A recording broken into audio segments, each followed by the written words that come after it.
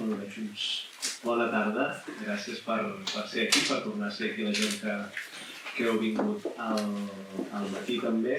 D'entrada dir-vos que potser haureu notat que no soc la Carla Torró, que s'ha hagut d'excusar per un tema de salut. Soc el Joan França, l'he presentat ja aquest matí i intentaré substituir-la com bonament pugui i estar a l'alçada de la taula. Al matí hem dedicat 2 sessions a abordar una mica o a reprendre, diguéssim, el llegat de Paco Candel amb mirada sobre les identitats, pensar la catalanitat. Hem parlat també dels reptes i oportunitats, deia la Marina Goceiro, polítiques en un país divers. I aquesta última sessió del dia la volíem dedicar a parlar més concretament i específicament de la figura de Candel i del seu llegat cultural, i com ens serveix per seguir pensant sobre aquestes qüestions que hem anat abordant al llarg del matí. Per fer-ho comptem amb 3 ponents que ens donaran punts de vista diferents i complementaris, que jo crec que serà una taula bastant rica en aquest sentit. D'una banda, aquí al meu costat tenim el Ferran Soriano, que el Ferran és escultor, era amic personal del Paco Candel i també és membre del patronat de la Fundació Paco Candel. Moltes gràcies, Ferran. Aquí al seu costat està el Miquel Aramburu, que és professor al Departament d'Antropologia Social de la Universitat de Barcelona i que ha treballat sobre qüestions de migracions i identitat, amb tot això que estem abordant al llarg del dia d'avui.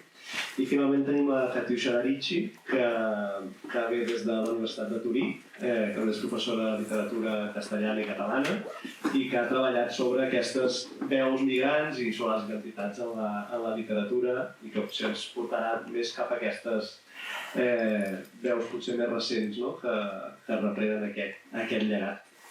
Per començar, tenim com una intervenció inicial d'uns 10 minuts cadascuna, havíem comentat, i li hauríem demanat al Ferran que comencés una mica parlant de la figura del Paco Candel i de la seva relació i com tota aquesta qüestió de les identitats i les migracions que ho vas viure també personalment. Doncs endavant. Això ja està molt. Sí, a prop de locals. Molt bé, ara? Molt bé. Bueno, jo, per començar, em posa molt parlar d'Andreu a davant d'una públic, no? Però, veritablement, va ser molt més bé, però tot en principi, i si em permeteu, començaré. Jo parlaré del Candel, l'amic, la persona, i la seva informació també en el món de l'art. La seva il·lusió era primer de voler ser dibuixant, pintor, en la serra estava fent quan comencem amb una obra determinada. I poc coneguda, a més a més. Però jo, el descobriment de Candel, i de plan que anem al nivell social també, i de manera, això és molt curiós. Jo estava fent la mili a Lleida. Això seria, si no m'equivoco, al voltant del 66, el 65. No sé per quina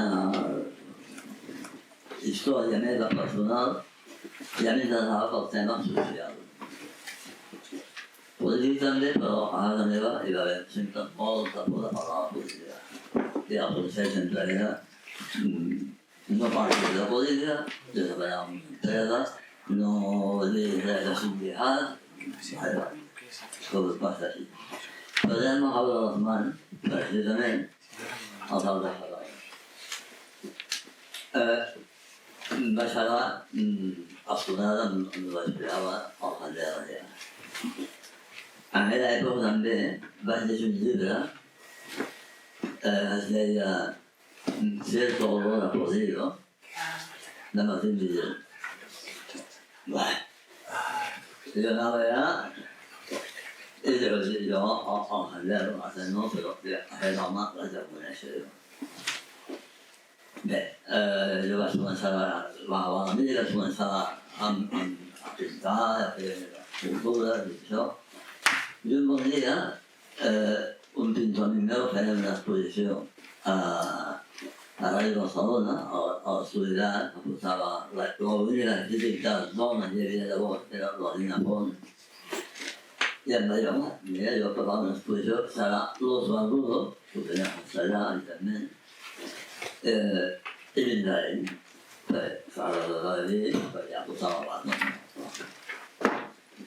Bé, jo ja havia escrit una frase per conèixer-ho, i no em havia contestat. Com molta gent d'aleshores, jo vaig enviar una pila de frase per relacionar-me gent del món de l'art, que m'explicaven que era el món de l'art, no?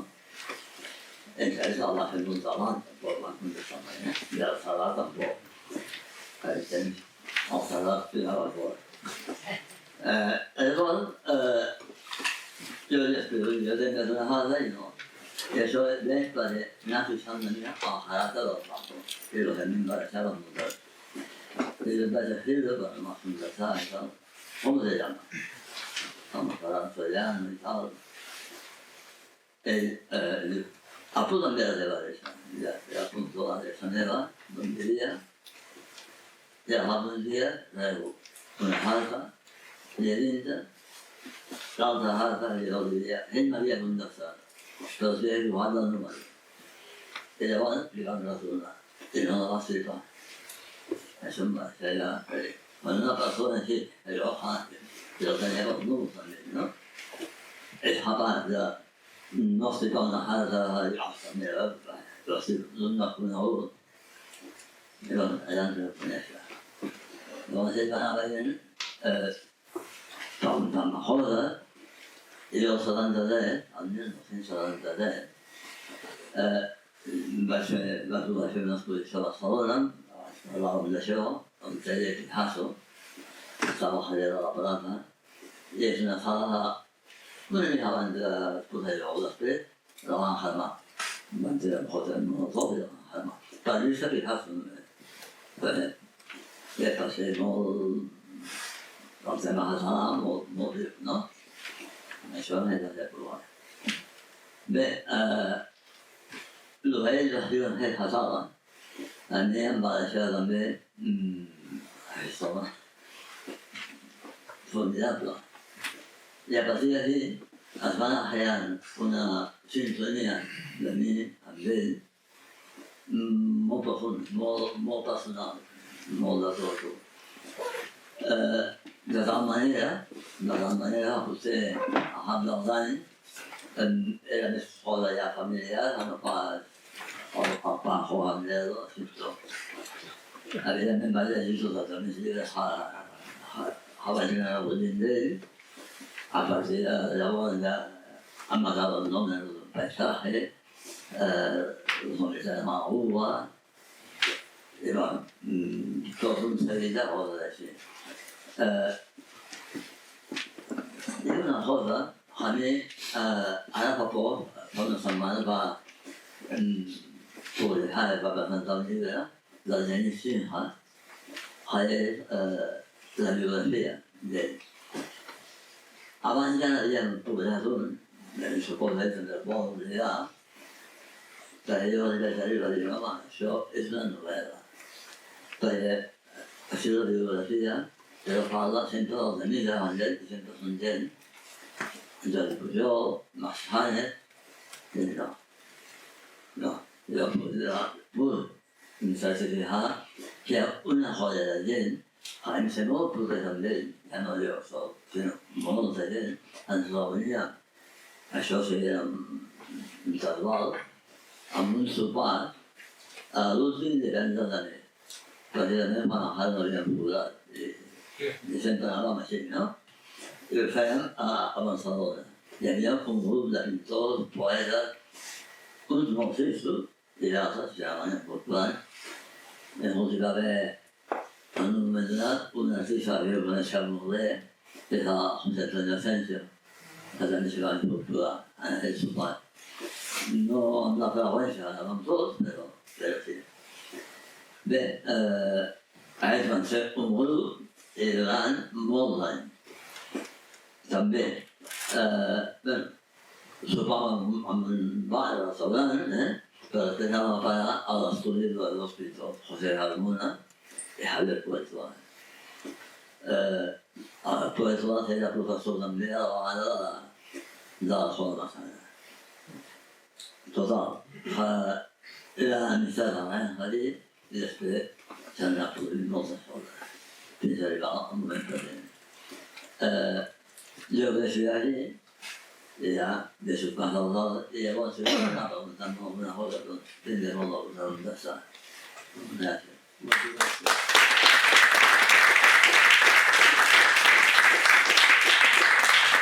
Després seguirem indagant aquestes anècdotes i aquests sopars, però segur que donen molt de sí.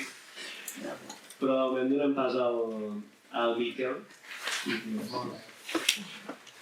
Bueno, hola, se'm sent? Bueno, pues moltes gràcies als organitzadors per haver-me convidat a participar d'aquesta jornada, d'aquesta taula. Al principi vaig acceptar amb molt de gust i després em va entrar un vèrtigo i dic, què fa? Que és llibre de Candel que no s'hagi dit ja, perquè tampoc em considero un especialista en Candel. Em vas conèixer, jo ja he llegit llibres com aquest del Ginés Senca, que no he llegit.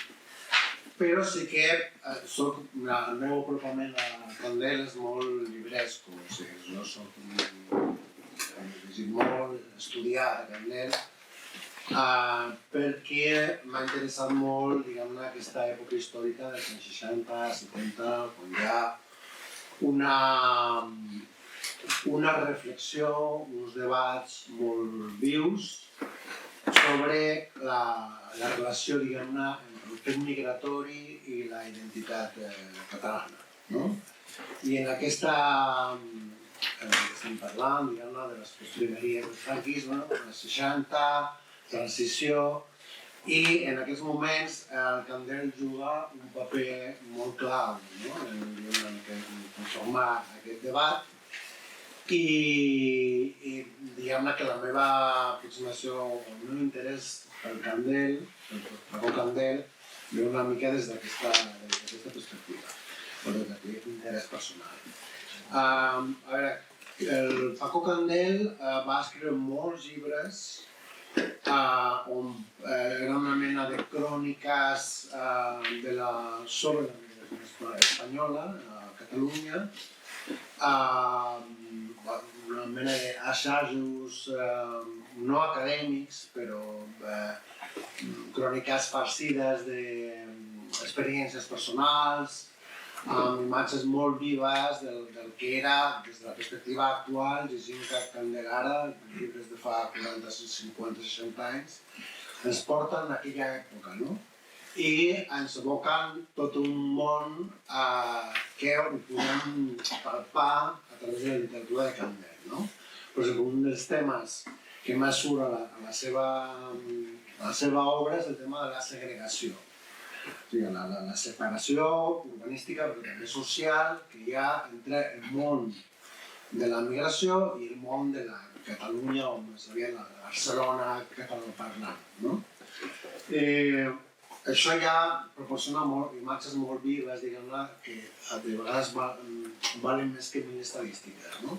Ja recordo, en els altres catalans hi ha una anècdota que conta que per mi és molt significativa, parla de les cases barates, que és al costat, i diu que quan era un nen hi havia un altre nen, tot gran part, o si no tota la població era d'origen immigrant, hi havia un nen que li deien el català.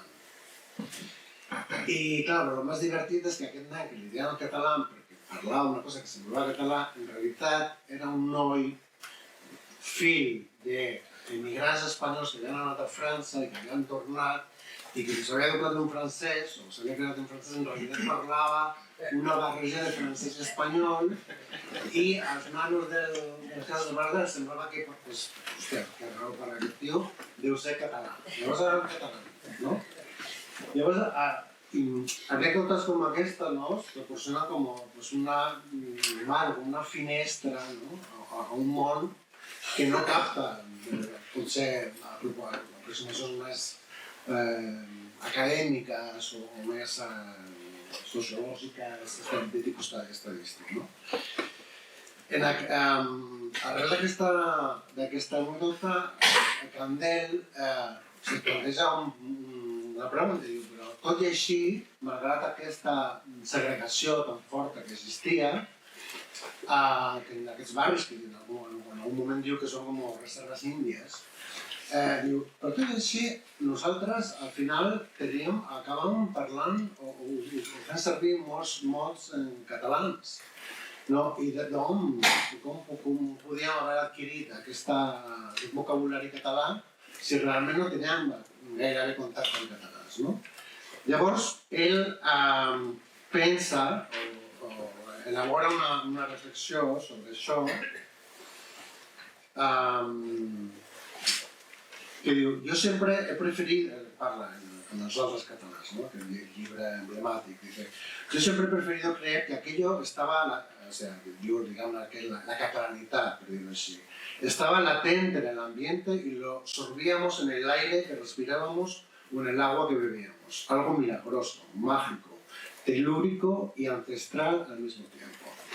Aquesta idea de que el territori com una mena de personalitat que transmetia per si mateix un tipus d'identitat, que és aquesta concepció una mica telúrica de la identitat catalana, òbviament va encaixar molt bé dins del marc discursiu del nacionalisme català, que ho veia amb molt bon grat perquè d'alguna manera Candel transmetia una mica que al final la identitat que podia buscar la població d'origen immigrada era la catalana perquè era la que trepitjava el terreny. Per tant, parlant del llegat de Candel, una de les coses que no sé si sobta o sorprèn o almenys s'ha de destacar és com d'alguna manera s'ha hagut una apropiació de l'obra de Candel per part del nacionalisme català i fins i tot del nacionalisme conservador català. I en part per això és conegut l'impacte que va tenir l'obra de Candel sobre Pujol, això està molt explicat. En aquell moment, el nacionalisme català, no sé si me'n repeteixo per el que s'ha dit aquest matí, si és així ho sento, se debatia entre una concepció de la identitat catalana que havia estat dominant abans de la guerra, que era, podríem dir, una concepció més etnicista o fins i tot racialista de la identitat, una qüestió d'estils, de llinatge, d'origen, i una altra concepció més típica, més lligada a la residència, que s'obriria pas en aquests anys crítics dels anys 60-70 que acabaria esdevenint hegemònica com a definició de la identitat catalana, la famosa classe aquesta és català tot el que viu i treballa a Catalunya. Llavors, en aquest sentit, Pujol en concret, és una figura també molt important en aquest debat, va estar molt impactat per el treball de Candel perquè d'alguna manera Pujol té un llibre publicat el 1976 amb un títol molt eloqüent que es diu Immigració, problema i esperança de Catalunya. Llavors, problema perquè Pujol, com a nacionalisme, tenia tota la por de que la immigració, una immigració massiva, en els anys 70 hi havia més persones nascudes fora de Catalunya que a Catalunya, portés una desnaturalització de la nació catalana, una dissolució del projecte nacional català. Aquest era el perill, un perill antic, que venia dels anys 30, etc. Però Pujol veia també una esperança, i l'esperança, jo crec, això és una interpretació molt personal, que no té res a veure, però de tota manera, alguna incidència sí que va tenir. Jo crec que l'esperança, o una de les fonts de l'esperança la va trobar en Candel. Per què? Perquè d'alguna manera la interpretació que Candel era alguna mena de traductor que feia intel·ligible el món de les barriades a lo que ell anomenava la burguesia catalana. que era la Catalunya llegida, no? I el que explicava, bàsicament, era que Candel no només estava en contra d'aquesta idea de les dues comunitats nacionals, la castellana i la catalana, sinó que ell pensava que aquesta divisió binacional no era plausible, no s'estava donant, que no hi havia un interès per part de la població que venia del sud, sobretot, en crear una comunitat nacional diferent a la catalana. No? Llavors, òbviament, això va portar un raig d'optimisme, diguem-ne, des del punt de vista nacionalista, i és el que va conduir una mica a la confluència aquesta al voltant del convenciment de Catalunya com un sol poble. No? Que potser és el marc mental, el marc interpretatiu hegemònic des del qual s'ha rescatat i ha perdurat el llegat una mica de Candel. No? El que passa que Candel és un personatge, un autor polièdric, és un autor complex, independent, i que, bueno, a part d'això, diguem-ne, que és una de les aportacions fonamentals de Candel a la redefinició de la identitat catalana, amb una identitat més relacionada amb la residència, més una identitat cívica, també assenyalava una mica com era aquest procés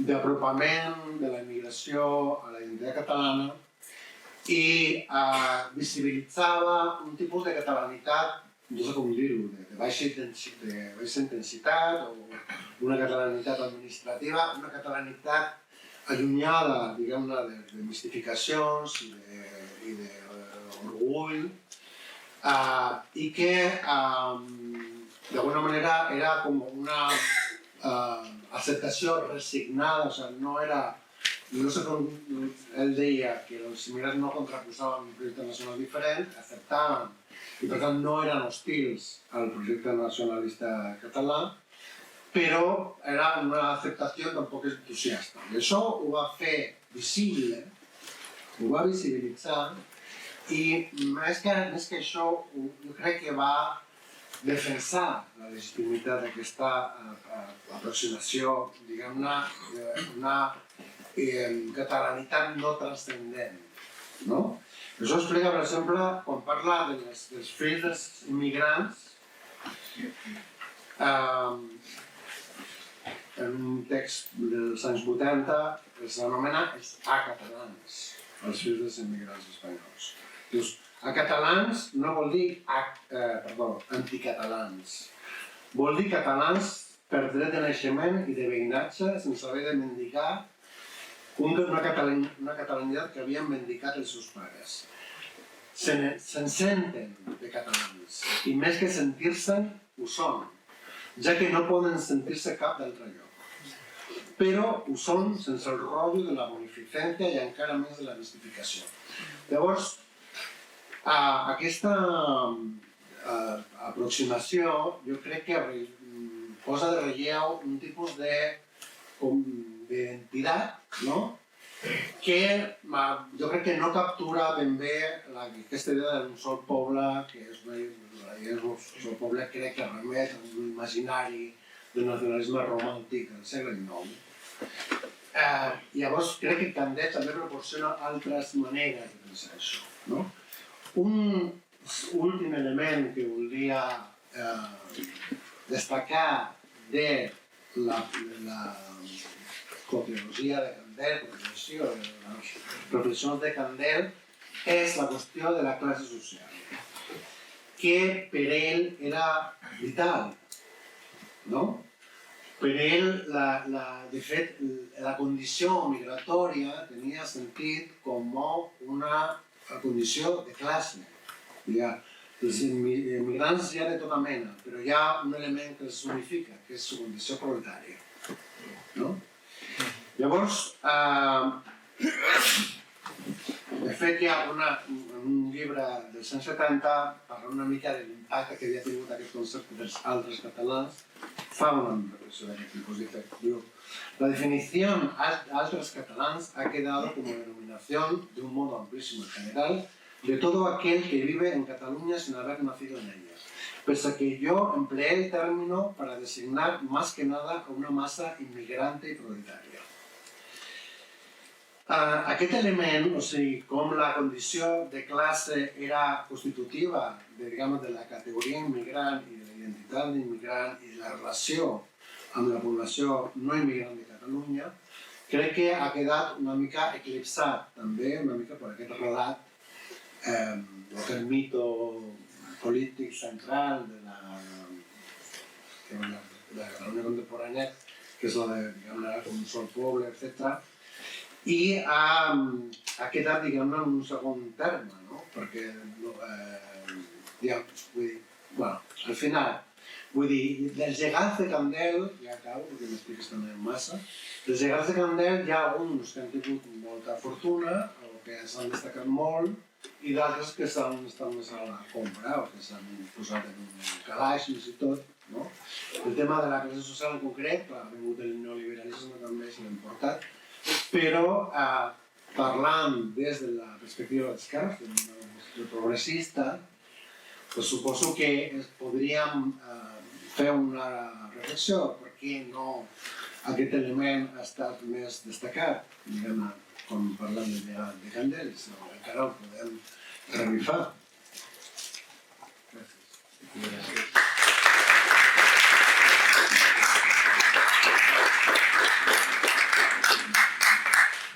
Bona tarda, hola, moltes gràcies per la invitació i pel convidament, per tota la feina que s'ha fet perquè estiguem aquí parlant de Candel. Em fa molta il·lusió ser aquí, un acte fonamental per mantenir viva la memòria d'un escriptor que de fet ja hem parlat tot d'aquest matí. Va ser un testimoni presencial de la construcció de la Catalunya actual a través dels immigrants de l'Estat. Donaré unes pinzellades, parlaré d'unes idees i després posarem en comú idees i comentaris. Començaré recordant una entrevista que la Montserrat Roig li va fer a Candel el 1975 i que es va publicar al seu recull, el seu de la Montserrat d'entrevistes, Los hechiceros de la palabra. Roig el descriu així. M'ha agradat moltíssim perquè hi ha un floureixement també dels estudis de la Montserrat Roig i pensant en aquestes entrevistes, també en la foto que li va fer la Pilar Emeric, que fa poc també hi havia una exposició a l'Hospital de Llobregat. O sigui, em sembla molt màgic tot aquest circuit de testimonis i d'escriptors i d'escriptores. Doncs Roig el descriu així. Candel tiene, en castellà, tiene el pelo negro y la barba blanca, la tez algo morena, agitanada, parece sudamericano, medio indio, medio blanco, los ojos pequeños y agudos y la voz lenta y apasionada. En poques pàgines se'n feia un retrat d'un home dedicat a l'ofici d'escriptor que consideraba que el estilo es escribir muy vivamente, dice Candel, conseguir que el lector, aunque no esté de acuerdo contigo, le guste leerte. De fet, diu que una de les poques coses que l'han fet patir com a escriptor és que moltes vegades t'interpreten l'obra d'una manera diferent de com t'havies proposat. Y también cuando te das cuenta también de que hay gente que te lee superficialmente solo lo folclórico, lo pintoresco. Fins i tot el problema d'una lectura distorsionada de la literatura que parla d'immigració, sobretot si és produïda per un subjecte migrant, és més que real. Distorsionada vull dir per almenys dues raons que se m'acuden, però segurament n'hi ha moltes més. La primera, per una mena d'ingenuïtat que té el lector comú. M'ocupo de literatura i per això vaig parlant més de literatura que d'altres aspectes. O sigui, el lector comú té la tendència, que és normal, d'interpretar com a fidedigna de la realitat, o sigui, de manera realista, el que s'ha escrit dins d'un marc ficcional, moltes vegades.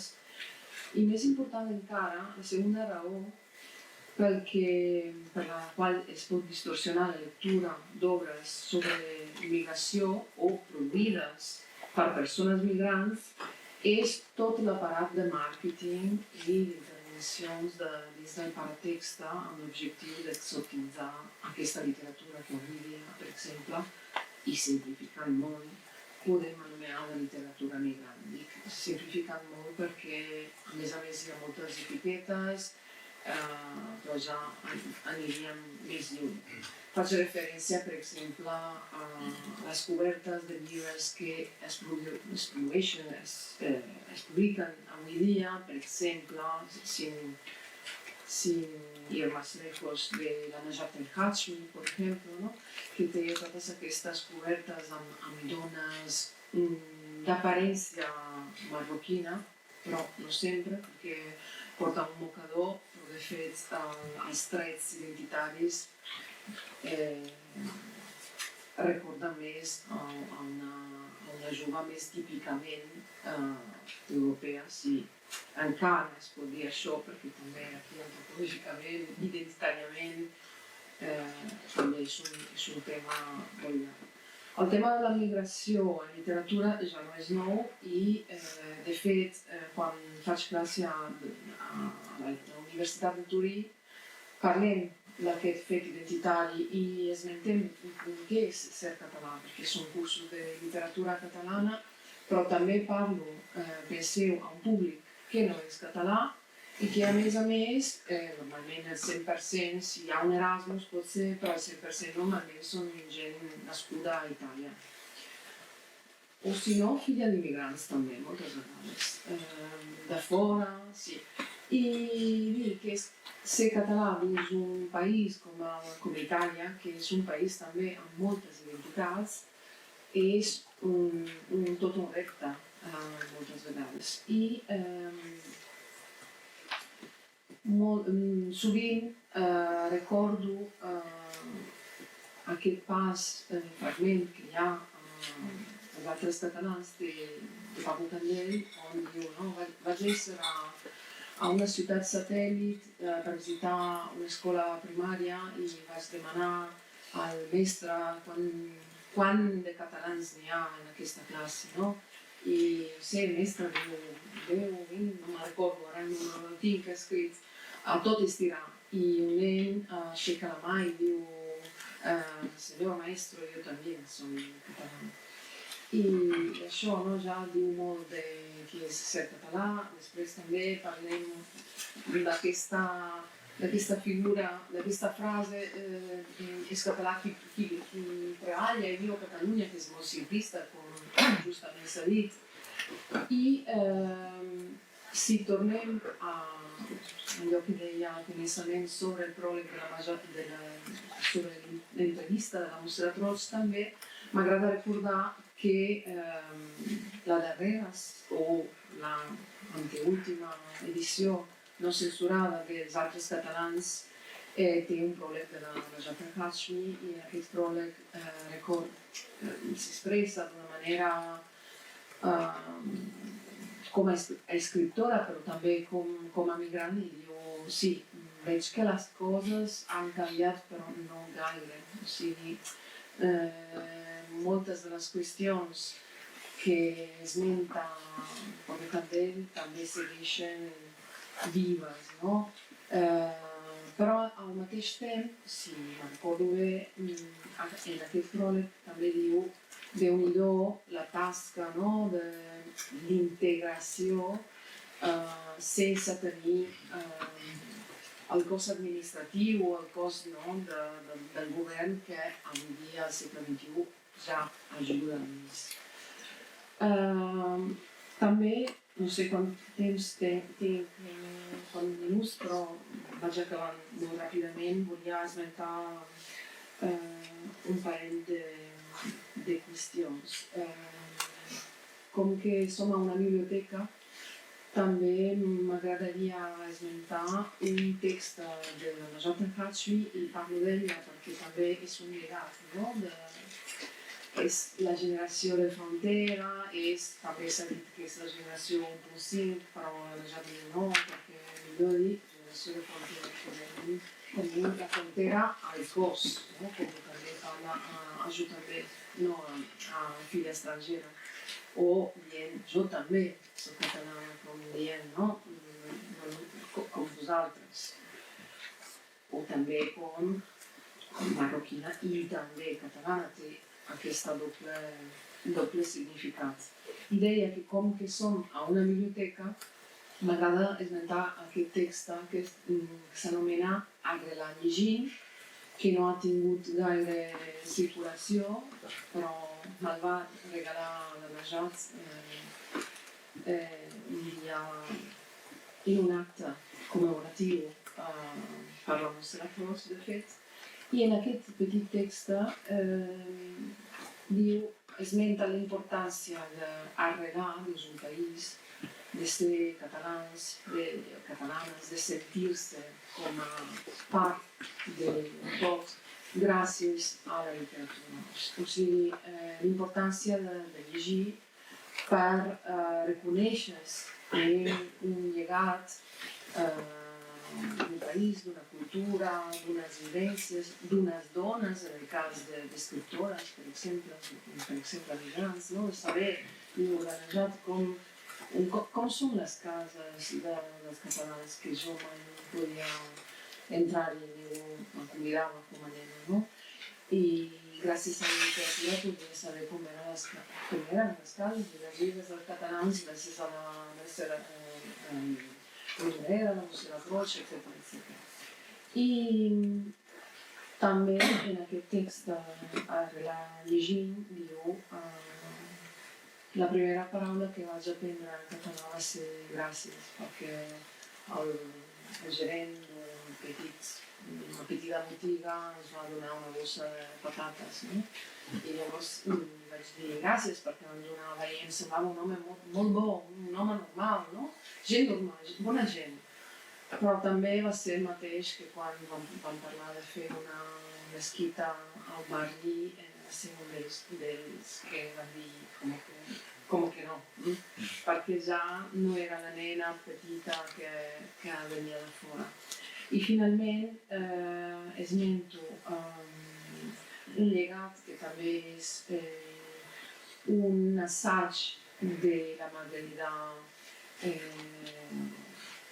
Castellano-Sanz de 2018 que es titula Les altres catalanes, que de fet parla d'aquestes escriptores que porten el llegat de Paco Candel, i també un altre assaig de literatura de Josep Anton Fernández, The Other Catalans, en anglès, de 2024, que també té assajos no només de persones migrants, escriptors migrants, sinó també d'Esmento als castellans de Jordi Puntí, que és una novel·la que és molt llegida també. Mostra l'altra cara, que és ser català i veure els migrants que venen del Marroc o abans del sud d'Espanya. I per acabar, el mateix Josep Anton Fernández, un altre text que circula a internet de forma en open access que podeu trobar, que es titula 10 reflexions sobre catalanisme i immigració. És un text breu però molt ric i molt enriquidor. D'aquest text vull subratllar que també esmenta què és ser català, qui és català avui, i el fet que l'integració també suposa una desintegració i que tendem a no pensar el dolor que suposa i a la violència que hi ha dintre d'una paraula com integració. I moltes gràcies.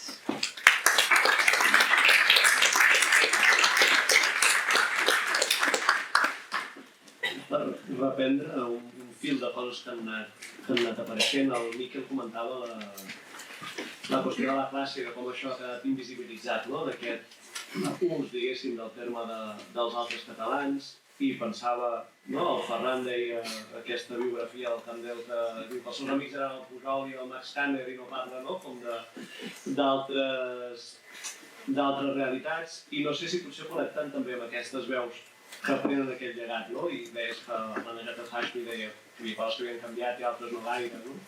Si no sé, demanar-vos aprofundir una mica en aquesta qüestió, que el Miquel potser ja hi ha entrat més, però d'aquest llegat del Candel, què és el que es veu i què és el que no es veu, què és el que queda potser més amagat o menys reivindicat, no? I que potser des d'aquest espai podem posar sobre la taula.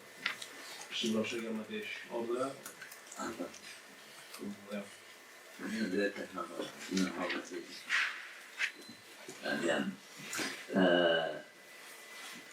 Amb el Candel, ja fa molt de dia a paraula a l'illa i mateix em sembla, en Hades trobat i fa bastant temps, el món acadèmic no l'ha deixat entrar, no a Catalunya, sinó a Espanya.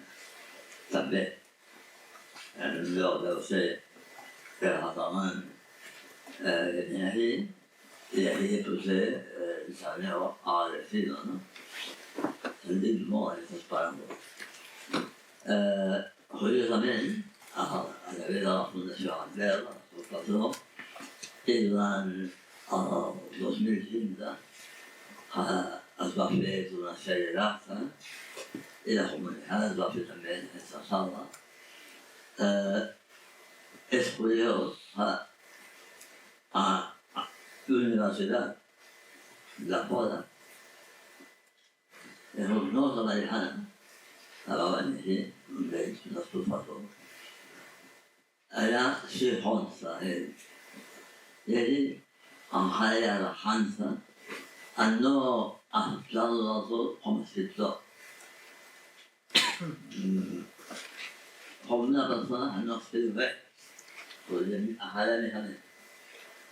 I això encara el món avui. No sé, això potser més expert que jo, aquestes coses. Jo els he viscut. A veure, després hi ha una cosa que m'he apuntat a dir. Fa uns anys ens vam convidar a menjar, perquè em convidaven a mi potser per exemple amb ell, perquè quan hi havia gent es pensava que era pare i fill, alguna vegada no m'ho dit. I en aquest dia ens vam fer el que podríem dir una encerrona. Perquè a terminar, fa el d'estudi, no vull dir de manera ni les persones que diuen, però va sorgir, a dir, bueno, ara teniu, i era una vegada contra l'ensenyament no català. Aquesta història. Llavors, el Pablo va estar y va a decir, esto no puede ser. Los habéis metido en el centro.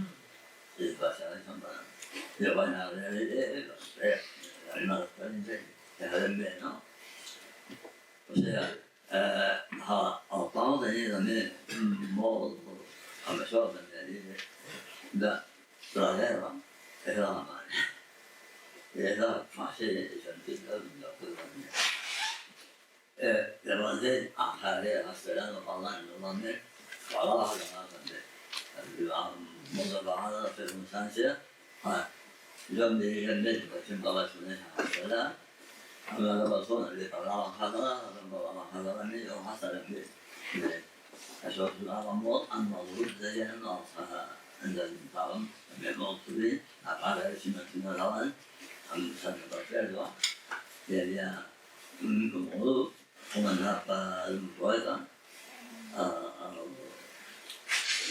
Josep Navarro, que casualment, al cap de molts anys, ara fa 4 o 5 anys, vaig saber que era l'oncle del Jordi Cuixart. Era una xicó de la família Eugènia, però no el relacionava amb el president d'Òmnium, ni gaire. Era sorpresa, no? I va, només això.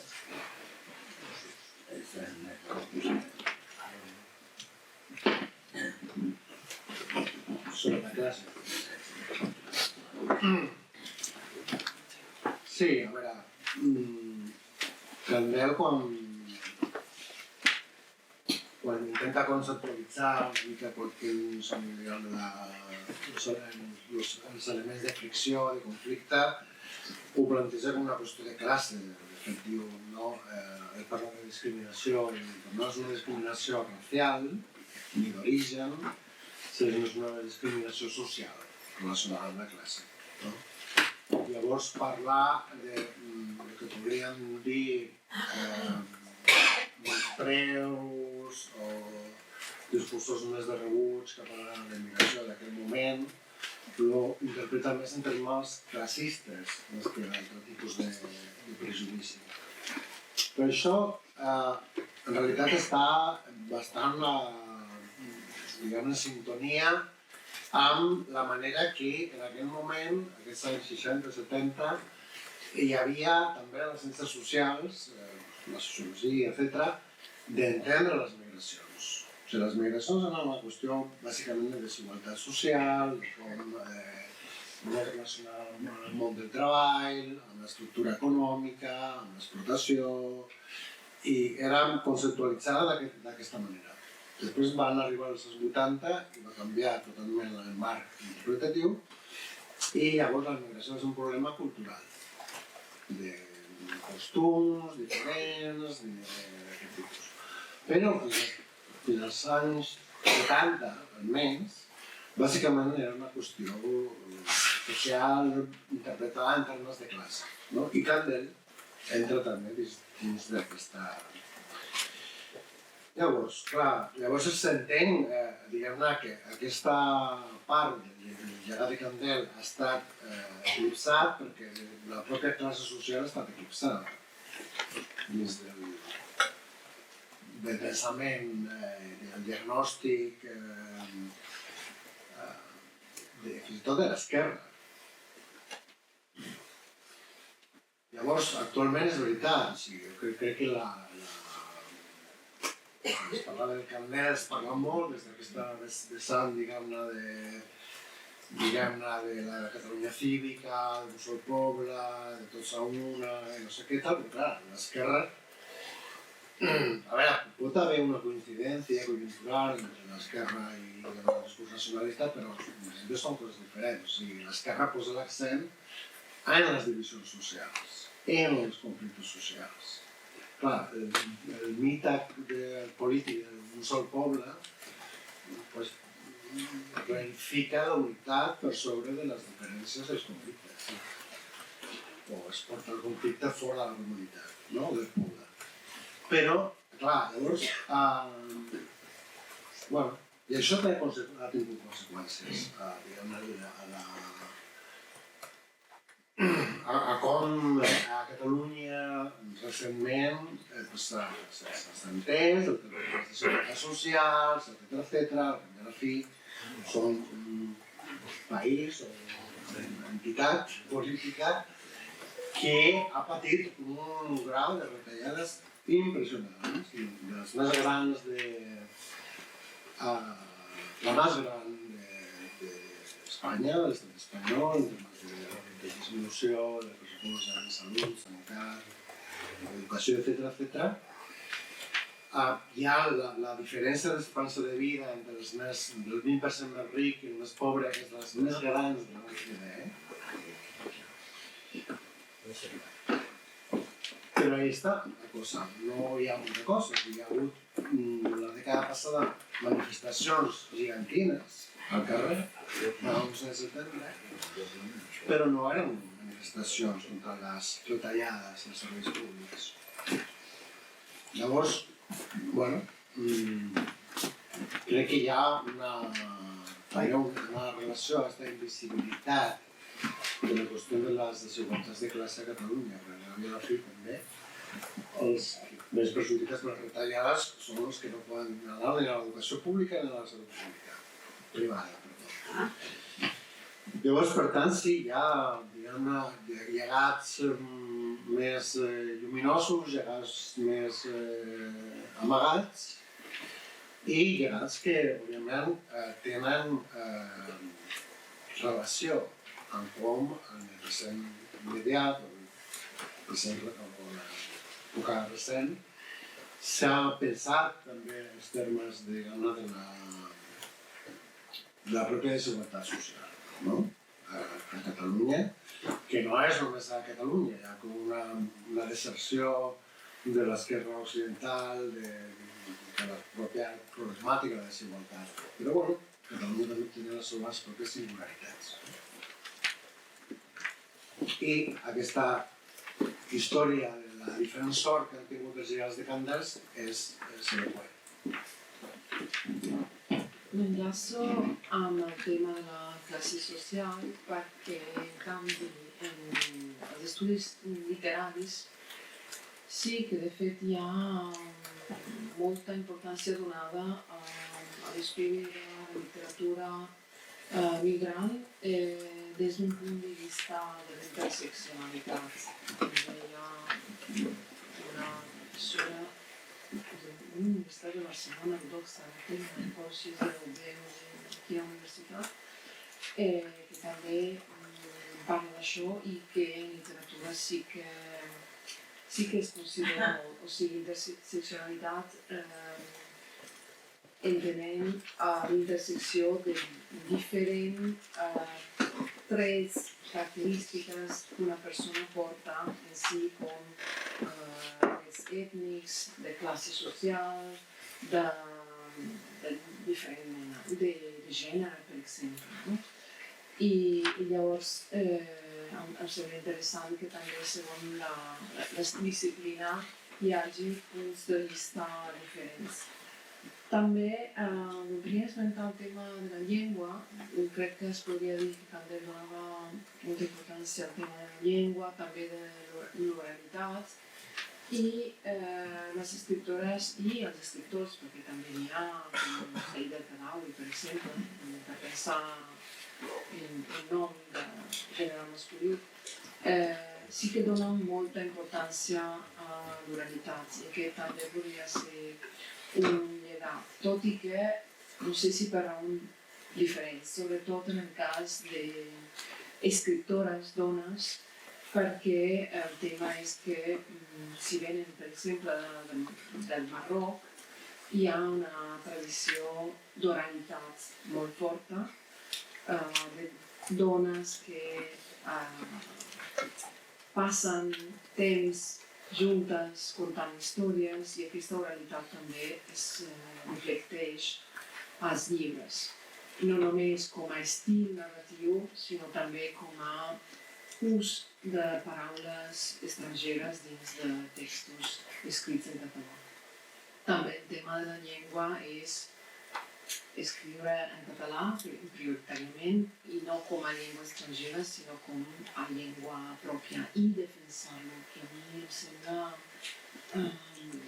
molt important, tot i que aquest aspecte no està, jo crec, valorat suficientment, perquè sempre es consideren com a estrangeres i estrangers aquests escriptors. També aquí hi ha un tema, no? I també una altra diferència, podríem dir, no? Amb respecte a un llegat també és el que agafem i també el que es renova. Sobre temes de gènere, per exemple, que sí que sorgeixen en aquesta literatura d'immigració d'avui dia. I jo diria que, evidentment, és perquè moltes són dones, moltes són d'origen musulmà, i això vol dir que la migració o és un llegat patern, com diu la Najat Kashmi, o una dona que emigra també, compleix un acte que ja és transgressiu de per si i hi ha temes que sorgeixen enllaçats estrictament amb el gènere. I aquesta podria ser una diferència. També m'agradaria, per acabar contestant aquesta pregunta, m'agradaria esmentar una nova editorial que ha nascut aquest any, es diu Jande Editorial, Cooperativa Editorial de Ficció i No-Ficció en català, que neix entre Barcelona, Vic i Mataró, i són dues noies, o dones, joves, molt joves, que són tinc el nom aquí, Aissat Ambalio Diao i la Diana Rahmouni Audelis, i només perquè se sàpiga que hi ha noves lectures possibles de gent jove que està escrivint encara. Gràcies. I enllaçant amb això, i abans de donar pas al públic, clar, trobem en Candel i sobretot com aquesta, no?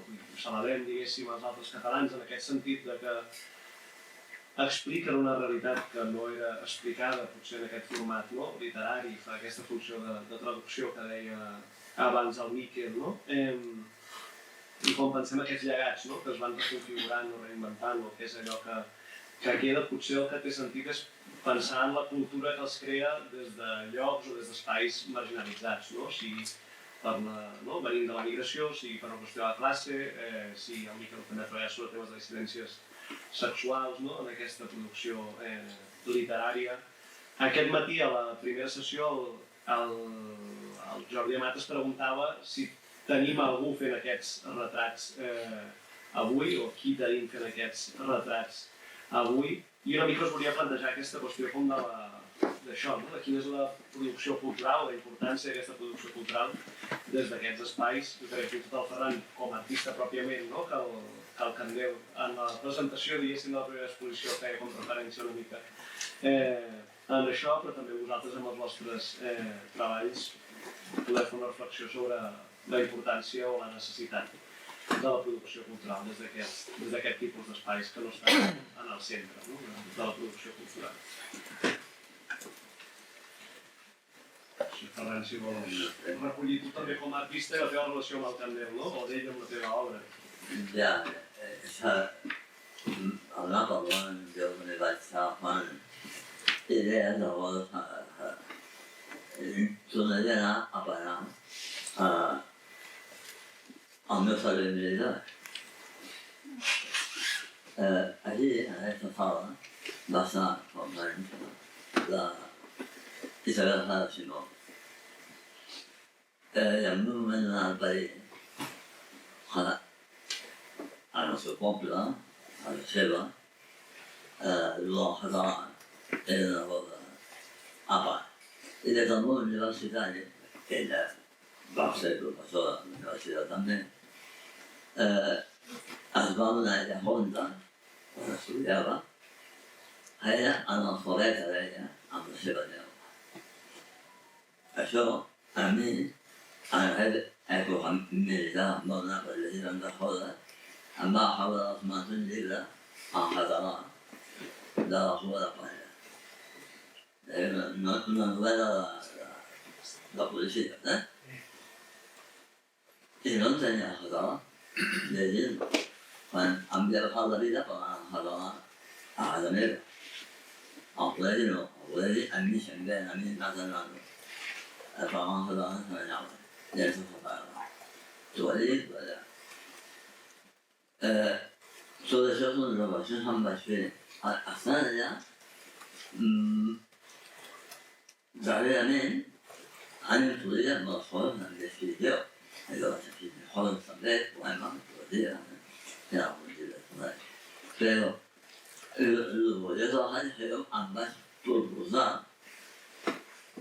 escriure en català sense anar a la persona on vivia. I ho feia copiant d'aquest llibre, feia còpia, com s'ensenyaven a ells fent, feia còpia del que havia anat llegint. I vaig comprometre amb mi mateix a dir totes les meves coses me les escriuré en català. I de tot manera, els meus fills, que en tinc, no en tenia ara. Després vaig tenir fills, i m'havia de dir que podia anar a escoles públiques catalanes. En català, amb la nostra llengua. El meu compromís era perquè no es perdés. Suposo que amb això hi ha hagut molta més gent, i molts precisament del món acadèmic també. Però jo em vaig quedar molt enfadat amb això. És una història també d'aquesta. Sí, també va col·laborar molt amb el Handel, amb il·lustrant sobretot hi va haver una sèrie de José va fer un llibre que era Jóvenes del Imaginado. Jo vaig fer les il·lustracions. Una de les primeres coses que vaig parlar amb ell va ser que tenia una sèrie de pintures. Em vaig dir, eren joves, em vaig dir els homes de l'Albenya. Que clar, jo em vaig passar una pila d'anys treballant amb tallers de goixes concretament, no? I això, l'immigració, com ho han dit, n'hi havia més gent de fora treballant com operaris, que no pas gent autòctona. Hi havia moltes discussions sobre això també. En aquells moments. És una cosa molt curiosa i sense molt de fer.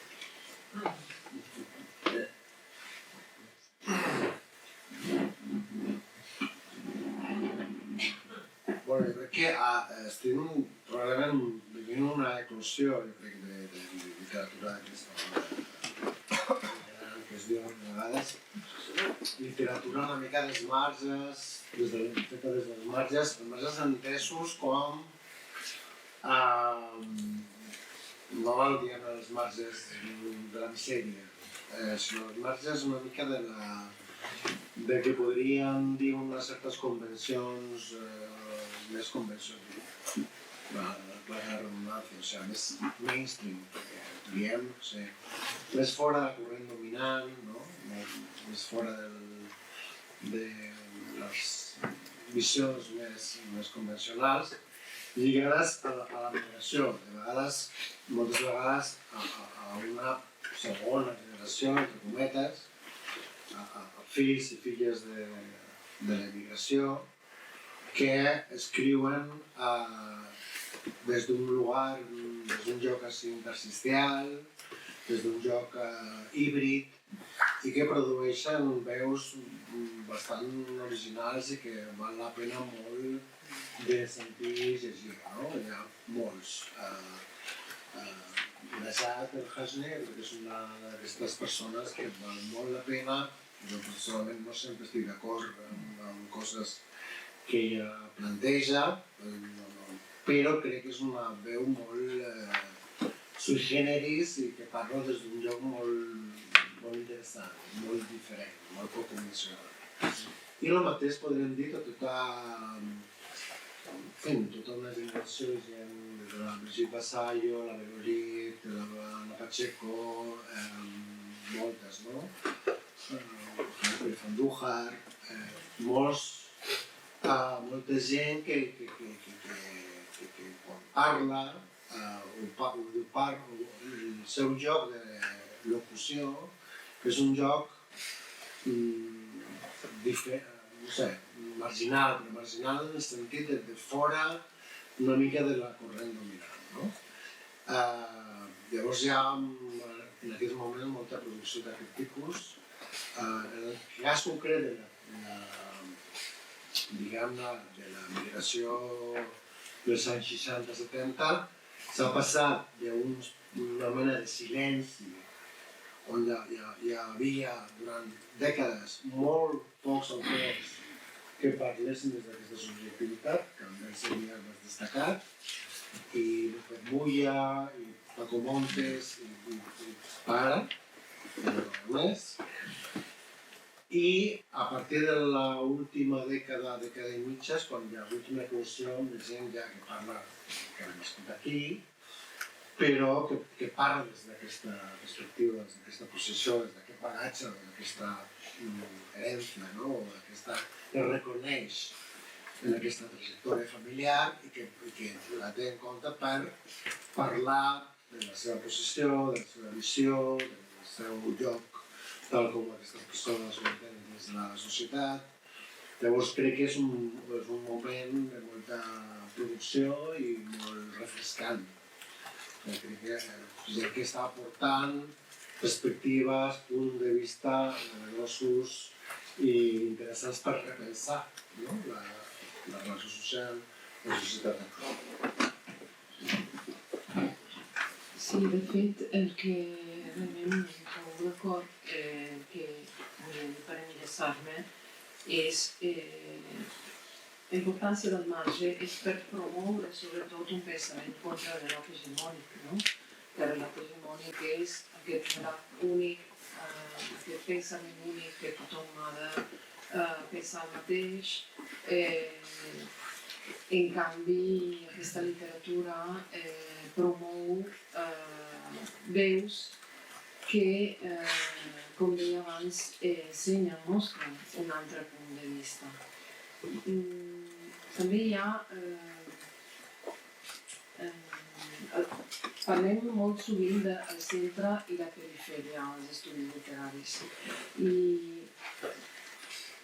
si parlem de la península Ibèrica, ho dic des de fora, sobretot, potser el punt de vista des de fora m'ajudi a veure coses que no es vegin de vegades.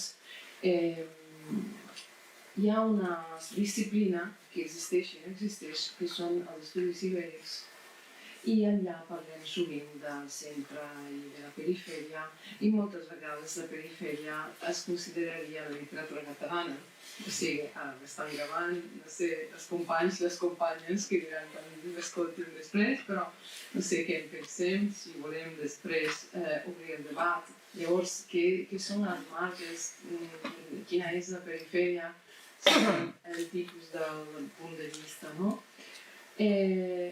Jo crec que també hi ha una contraposició d'idees que en conflicte, diria, perquè al marge, molt bé, però una escriptora o unes escriptores, parlo en femení perquè són sobretot dones, que escriuen en català, que se senten catalanes, que s'han educat en català. De què estem parlant? O sigui, no? Encara parlem d'això? Sí, perquè parlem d'això perquè també les editorials, com deia, tenen aquesta tasca comercial, tant de vendre una cosa que ven més si sembla estrangera, diferent, marginal. Però també una altra importància d'aquest marge, d'aquesta diferència, d'aquesta promoció d'un relat no hegemònic és alçar la veu, com diu la Najat, precisament sempre ha parlat per nosaltres. Aquí jo vull cridar l'atenció sobre aquest títol també, sempre han parlat per nosaltres. Tots els grups que no han pogut parlar. Ella potser s'atreveix prioritàriament a les dones musulmanes, però sempre han parlat per nosaltres, val per tot grup marginalitzat, per tots els marges. I llavors l'importància d'aquest marge, jo crec, he agafat notes per no perdre, no? És sal del cielo, per donar la veu, per tenir veu elles mateixes, per dir les coses i dir-ne amb el seu nom, però també per donar la veu a les altres persones que no n'han tingut. Les mares, per exemple, aquestes dones i homes migrants, no han parlat aquí, tampoc parlen, perquè moltes vegades ni tan sols coneixen la llengua. I aquesta també és l'importància, i l'importància també de llegir, poder escoltar de la seva pròpia veu què significa viure d'una manera partida, sentint-se de més d'un origen, de més d'una nacionalitat, de més d'una cultura. I això, també he esmentat, provoca conflictes interiors, fins i tot malalties. I no sé, aquí tenim molta carn al foc. Gràcies, doncs, si us sembla, donem pas al públic, tenim un quart d'hora per recollir les vostres preguntes, aportacions i tornar aquí. Hi ha una malla al fons, si us sembla fem una primera recollida, tornem a la taula, si hi ha temps fem Mira, tenim una malla, després aquí, allà, no, perdó, aquí i després allà al fons. I de moment tanquem aquesta ronda. Hola, al matí, a la primera sessió de debat, deia el Roger Palà, en la introducció, que avui dia molta gent ha mitificat a Candel sense haver-ho llegit. I efectivament, segurament sigui així, passa molt sovint, no només amb Candel sinó amb altres pensadors, però d'altra banda, això podria posar de manifest una realitat, una situació que es dona al voltant de Candel, que un va a les llibreries d'arreu de Catalunya i més enllà dels altres catalans no troba la resta de la seva obra. És a dir, aquí tenim una bona selecció dels llibres de Candel. Candel va escriure gairebé una cinquantena de llibres. Hi ha llibres com Donde la ciudad acaba termina su nombre, Barrio, Un chaneo en el Senado, però són llibres que no es troben a les llibreries perquè estan descatalogats, són edicions de fa 40-50 anys, dels anys 60, 70, i clar, es dona aquesta realitat, no? Aquesta situació un tant contradictòria, no? Que tothom mitifica, tothom no, però gairebé tothom, les institucions políticament es mitifica o es recomana o s'agafa al Candel com a símbol, però després la seva obra doncs, és realment difícil de trobar, no? Una persona que vulgui llegir més enllà dels altres catalans, que aquest any sí que s'ha reeditat en una bona edició, perquè és el centenari del Candel, amb el pròleg del Marc Andreu, però abans els altres catalans es trobaven edicions de butxaca una mica precàries, no? Llavors, dona aquesta situació contradictòria, no? Com deia abans, reivindica el símbol, reivindica la persona, però no es fa difusió de la seva obra, no? I després una altra coseta molt breu, quan es parlava de producció literària sobre la qüestió migratòria a Catalunya, també m'agradaria recomanar el Luis Cabrera, no? Que va ser el creador del col·lectiu Els Astres Andalusos, que va escriure Catalunya serà impura o no serà, i que també fa un anàlisi diferent, no? Diferent, molt a tenir en compte, molt recomanable, en aquest cas, sobretot sobre la migració andalusa a Catalunya, i volia recomanar-ho també. Sí, la paraula l'he donat perquè tant al matí com aquesta tarda s'ha demanat diverses vegades, vull dir, la idea és de classe, definia la concepció. Però jo crec que han estat associat a informar el compromís polític del Candel, amb sigles en el PSUV. I aquest compromís ideològic i polític pot explicar en el cap del Candel tal el seu compromís de classe. I sembla que això és un compromís polític, no el volem tocar, no el volem tocar. O sigui, no interessa amb alguns, no ho sé.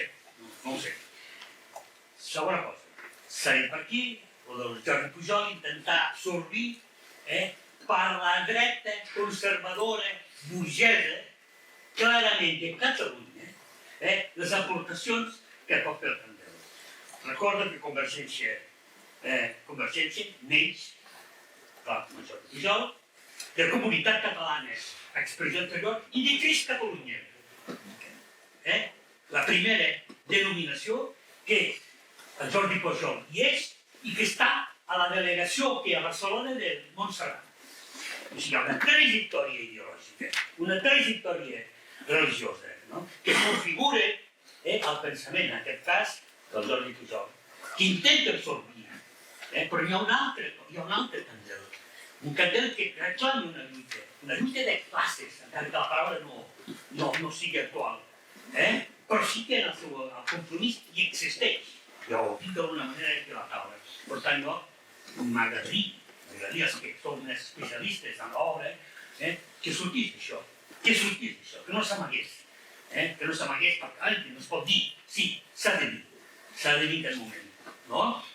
I, bueno, una altra cosa potser, però ja n'hi ha prou.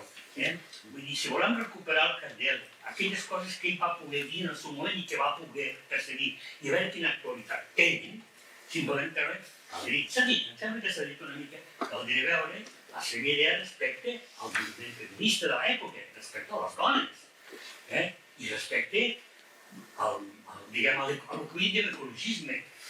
Quan ell viu en un barri, n'hi ha molts a l'època, a la perifèria de Barcelona, absolutament destrossats, absolutament deteriorats, que viuen a la més absoluta, diguem, degradació. I ja està. Tots ara sabem, tanco, aquella pel·lícula que s'ha parlat, que ha sortit tant el número no sé què, l'autor amague el compromís polític de l'autor, del conductor. Ja està bé d'amagar les coses.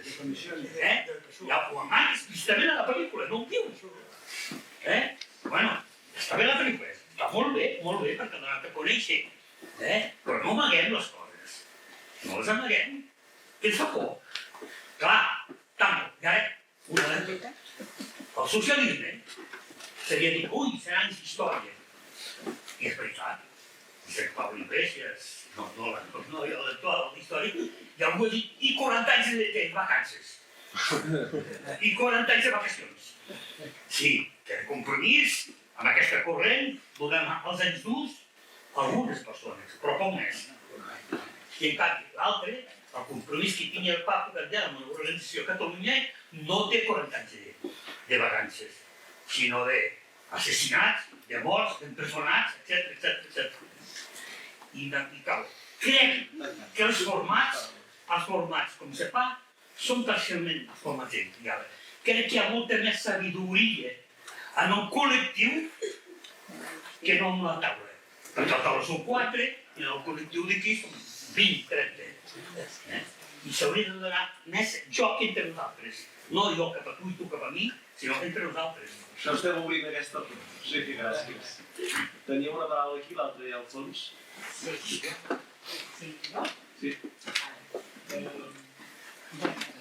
Sí, la que nos faltaba, que es la que nos ha quedado de esta mañana, llega hay un ahora un candel, ¿no? Que sea útil y que tenga la utilidad que tuvo, porque creo que Miguel hablaba de cierta utilización, ¿no? Este abrazo que se le dio en aras de algo que facilitaba aparentemente una cohesión social, algo que parece que hoy no tenemos, pero que también a costa de opacar completamente lo que significaba de cuestionamiento social, ¿no? De clase, etc.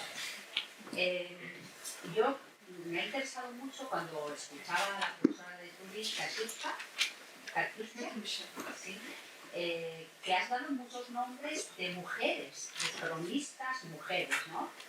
Y me quedo con lo último que has dicho, me parece muy interesante, que son las hijas cuyas madres emigraron, o padres, ¿no?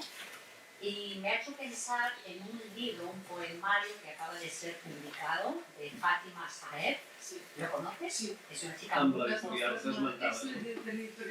Vale, pues es que no lo he oído, pero me gustó muchísimo porque lo que viene a decir ella es que algo que sabemos, ¿no? Que como que cada inmigración tiene una generación sacrificada, ¿no? Para que la siguiente pueda hablar, por ejemplo, pueda expresarse, pueda hablar el idioma. Este libro me gusta porque es un homenaje a las madres en este caso ella es marroquí, y es un homenaje a las madres que estas hijas se llegaron a avergonzar, ¿no? Porque eran madres que no querían que fueran a buscarlas al cole, que eran tan fuera de parámetros, de los códigos de las compañeras, ¿no? Y esta se ve en la tesitura, que me parece maravilloso, de hacer un homenaje que para que ellas hayan podido tener otras condiciones fue por estas madres de las que se avergonzaban, ¿no? Lo traía un poco por esta cuestión que tú has hecho referencia y que me parece interesante y me parece muy femenino todo esto. Así como Candel parece que representaba a todos, ¿no? Quizá la crónica de tantas mujeres que ahora se expresan pues merece también una explicación, que igual tú la tienes, ¿no? Sí, que también. Porque son las cronistas, ellas mayoritariamente. Sí, que también, sí, Acabem de recollir, sí, sí, tornem... que también hi ha les nostres mares de gent urbana, que no és des de la immigració, però que també dona veu a les mares. Sí, jo voldria fer un matís una cosa que crec que ha dit el professor Aramburu i si l'he entès malament, doncs malament. crec que ha dit que el catalanisme, abans de la transició a la Guerra Civil, hi havia una concepció més aviat ètnica de la nació i que després de la transició s'evoluciona cap a una concepció més cívica. Jo faria el mateix que jo crec que això és cert en el cas del catalanisme conservador. És a dir, és aquí on tu llegeixes el Prat de la Riba i té una concepció ètnica, orgànica de la nació, llegeixes a Pujol i bueno, no és que desaparegui aquesta concepció, però conviu de forma incòmoda, no? Ambigua, amb una concepció, si vols, més candeliana, no? De la nació. Però si agafes el catalanisme progressista, no és que no hi hagi dirigents o autors que no tinguin una concepció ètnica, cas de Serra i Moret, però en canvi, jo què sé, Pissunyer, Campalans, Roca Ferreres, o sigui, tenen textos i textos i textos on de diferents formes afirmen que la catalanitat és una qüestió cívica i de voluntat i a més sovint lligat a la classe social. O sigui, fan una lectura de la classe també de la nació, o Gabriel Alomar, per exemple, no? Que, o Valentí. Bueno, a Mirat potser no tant, però també és un cas, no? Vull dir que... Teníem aquí una paraula? Sí. Sí, aquí davant primer. ¿No? Sí. Pues yo soy de Casagrata. Soy de Casagrata. Si le preguntas a cualquier persona de mi generación de Casagrata, dirá que la mejor vida que ha llevado ha sido su juventud en Casagrata. De esta generación se ha salido mucha gente, a pesar de los límites que tenía, porque las escuelas, o sea, el capital, yo estoy muy de acuerdo con el compañero cuando decía que también era una cuestión social, porque has transmitido un poco lo que ha ido viendo en el barrio, ¿no? Carrera ha participado en actos sociales del barrio. El tren de la Potasa, él estuvo presente ahí. En Minibar hubo una huelga muy importante y fue quien nos hacía de altavoz en el periódico que tenía el PSP. ¿Os acordáis? Que tenía una columna explicaba el movimiento que había cuando no había ningún tipo de comunicación que diera voz a la lucha que se estaba llevando. O sea, lo que es la zona franca ha sido, lo que es la zona franca, la Marina de hoy, era un barrio obrero, luchador y con reivindicaciones sociales, como él decía. Pues él lo transmitía. Y sí que lo que veo, lo que te quiero decir es que estábamos limitados en la educación, que te daban un nivel que ya te valía para ir de certificado de estudios primarios y cada vez para ir a trabajar. Pero que no teníamos opción al bachillerato. O sea, está bien porque eso le facilitaba al sistema, ya le venía bien tener una clase trabajadora que no tuviera acceso a la universidad y a los estudios. Cuando se habla de la inmigración, yo pienso en los momentos que se vive la gente que vivía media del inmigrante de Andalucía y tal, y es exactamente, el rechazo casi era el mismo. O sea, el sistema nos hacía ver que estos eran adquiridos. Estos venían aquí a competir con nosotros y con sueldos más baratos. Y lo estamos viendo.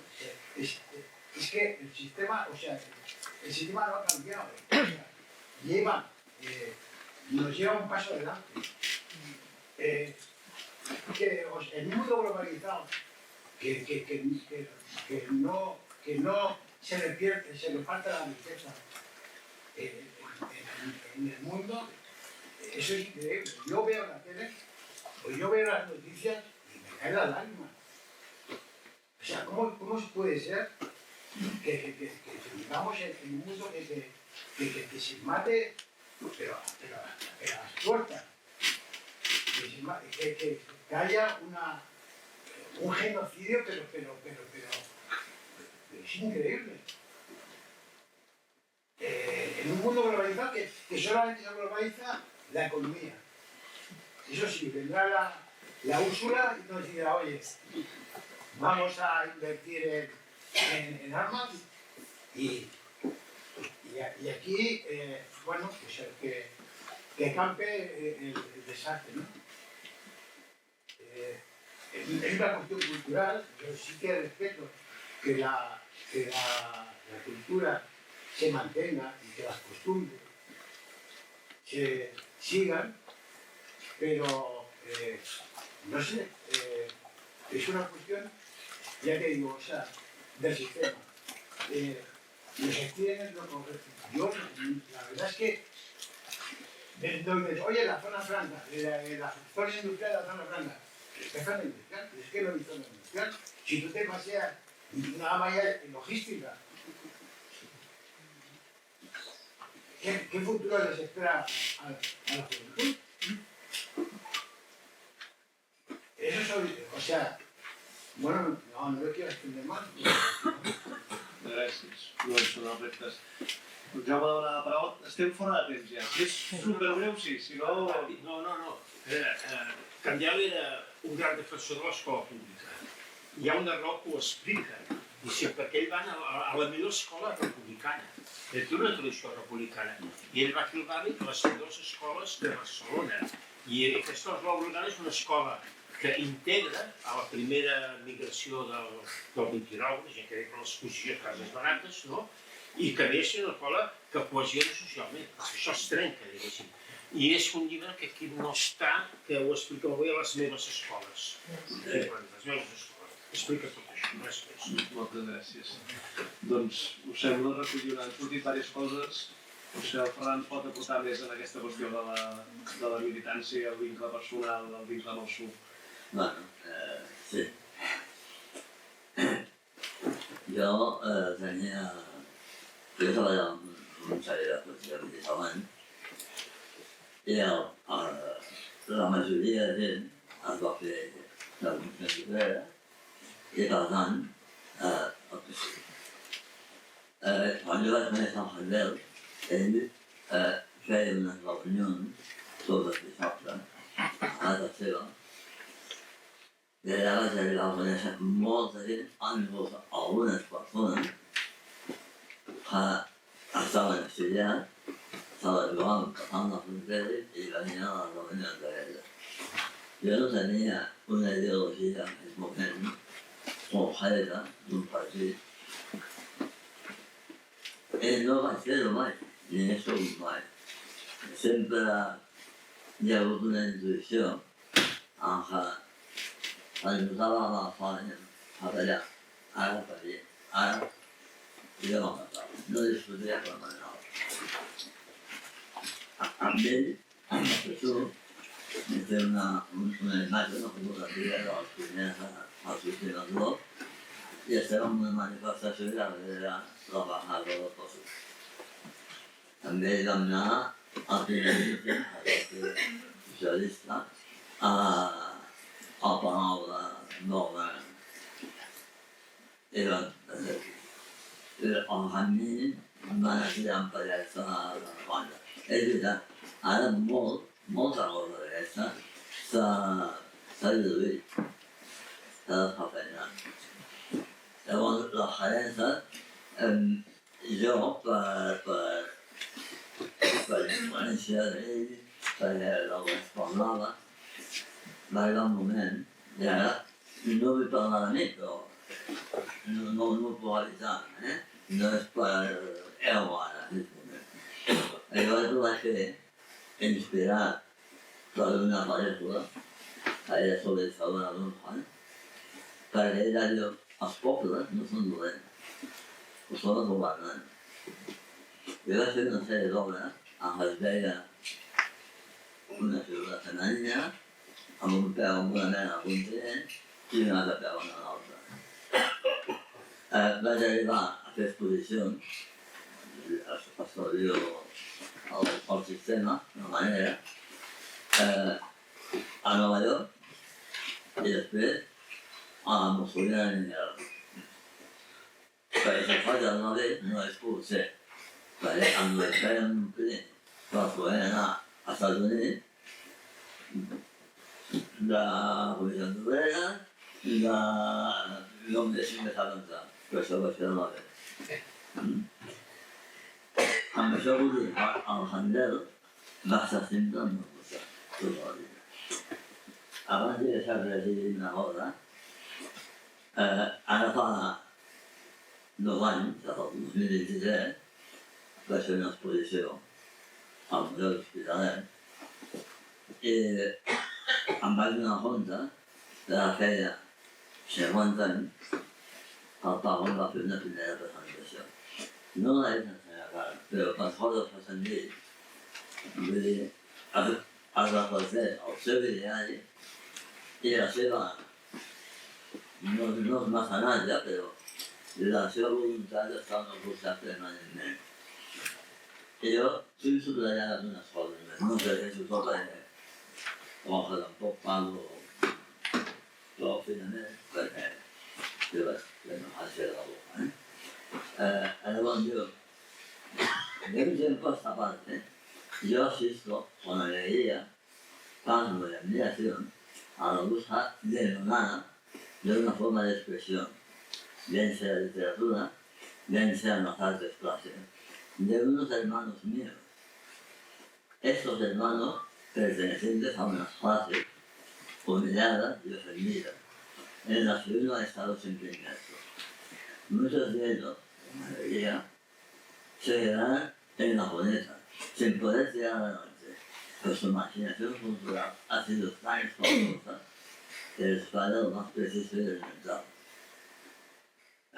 Unos vacíos culturales tan garrafales que solo los superan los naivos, o los ingenuos, no es este el caso de Fernando Soriano, que ya me para la presentación, que sabe lo que quiere expresar y cómo expresarlo, que solamente le puede fallar, si acaso, un reiterable continuo de dejarse extraerse, de tanto ama, que con el que piensa proyectarse amplia extensamente.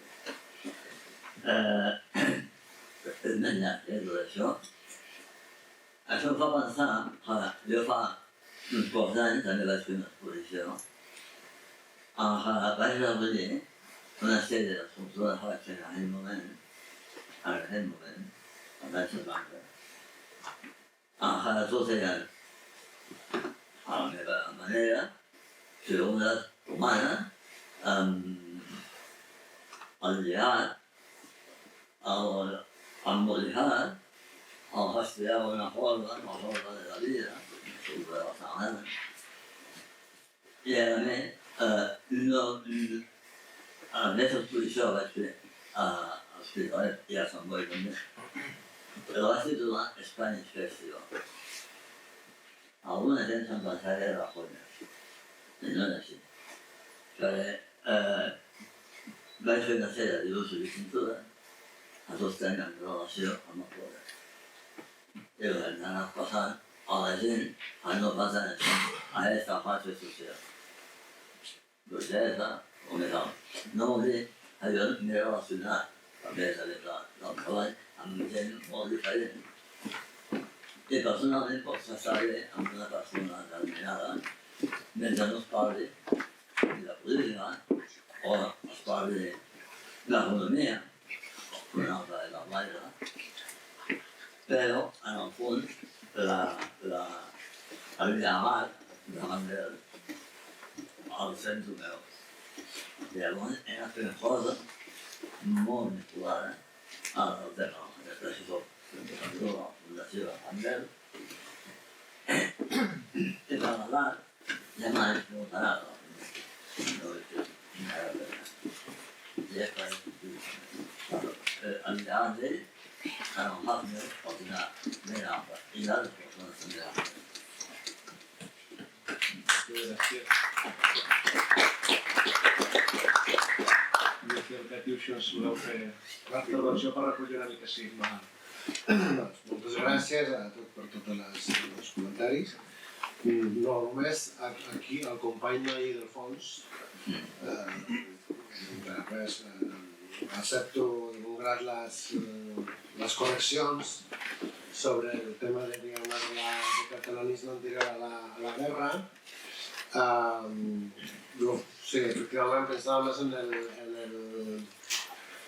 en el carlisme més conservador i sobretot potser en figures com Vandellós, que va escriure com un monogràfic sobre la qüestió migratòria, etc. Però efectivament, aquesta idea, diguem-ne, del catalanisme o l'identitat catalana cívica lligada a la residència més que no pas a l'origen, la generositat està efectivament a aquest catalanisme popular, no de la guerra que deies tu, no? Per tant, accepto la correcció perfectament. I després, no sé, la qüestió del compromís del Candel, que se n'ha dit, jo no he dit abans que jo de la vida de Candel no parlaria perquè no parlo dels llibres de Candel, però sobre la seva vida n'estic menys segur, no? El que sí crec és que això del compromís polític del Candel potser també va ser dinàmic amb el temps, no va ser el mateix. Al llarg del temps, i crec que, pel que he llegit, sembla que va haver com un cert apropament, diguem-ne, a l'espai, diguem-ne, més del nacionalisme conservador, més cap al final de la seva vida, no? I de fet, jo diria que sí que el que d'alguna manera no monopolitzat, però sí patrimonialitzat més la figura del Candel ha estat aquest sector del catalanisme conservador, no? I res més? Poca cosa més, jo també agraeixo els comentaris, les preguntes i la pregunta si hi ha un pacte Candel, si hi ha un pacte Candel avui, no ho sé, és una pregunta molt bona. Jo aniré pensant, almenys. També s'ha de dir que Candel n'hi va haver un, i també, i per això estem aquí, també potser canvien condicions i reivindicacions, tot i que siguin moltes vegades semblants, però canvien els temps i llavors les bases sobre les quals també es recibeix un llegat. I de fet, per això m'enllaço breument amb la qüestió de les dones, perquè també hi ha tota aquesta faceta, aquesta reivindicació de les dones que em permeto afegir que no només és de les dones dels marges culturals, si volem expressar-ho d'aquesta manera, sinó també de les dones nascudes aquí, com per exemple que esmentava la Gemma Vesparà i moltes més que parlen de les nostres mares, que també són mares que van haver de patir i de ser silenciades. Llavors jo ho connectaria també, no només el fet migratori, sinó també el fet que les dones, migrants o no, filles de migrants o no, estan reivindicant els temes i levantant la veu, també portant el llegat de les silenciades. Gràcies.